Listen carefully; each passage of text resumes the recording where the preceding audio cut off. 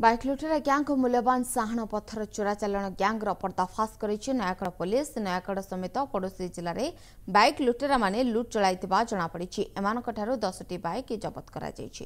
यासो ग्यांगर मुख्य वृंदावनपुरर गणेश जेना समेत मोट 4 जनको गिरफ करिछि पुलिस। तेबे ए ग्यांगर अन्यमानकु धरिबा पई पुलिस तदंत चलाइछि। सेबरी रणपुर थाना अंचलर मूर्ति निर्माण रे व्यवहृत मूल्यवान साहण पत्थर चोरा चालाण बेले मोट 5 जनको गिरफ करिछि पुलिस।